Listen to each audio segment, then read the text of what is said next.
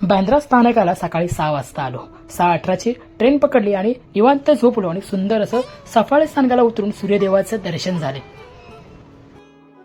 तांदूळवाडी किल्ल्यासाठी जर तुम्हाला जायचं आहे तर सफाळे स्थानकावरून एसटी असतात आणि आम्ही आलो शेअरिंग ऑटोने. 20 रुपये शेअरिंग. 4 महिन्याच्या विश्रांतीनंतर कोणत्या तरी गडावरती आलो होतो. खूप छान वाटत होतं. सुंदर वातावरण होतं. कधी आम्ही महादरवाजाच्या इथं आलो समजलंच नाही. समोर दिसणारी वैतरणा नदी डोळे तृप्त करत होती. छान वातावरण, वाऱ्याची झुळूक, पक्ष्यांचा आवाज आणि शांतता. हा अनुभव शब्दात सांगणं खरंच कठीण आहे. किल्ल्यावर दिसणारा नजारा अप्रतिम आहेच. त्याच्यानंतर आम्ही आलो बाले किल्ल्याच्या इथे. बाले किल्ल्याच्या इथे मंदिरामध्ये छान असं दर्शन घेतलं. गडदेवतेचं दर्शन घेण्यात एक वेगळं सुख असतं आणि तो क्षण अनुभवण्यामध्ये खूप असा आनंद असतो. ते शब्दात सांगता येत नाही, ते अनुभवायलाच लागतं. पूर्ण गडावरती आम्ही चौघच होतो. त्यामुळे किल्ला अनुभवायला खूप बरं वाटलं. त्याच्यानंतर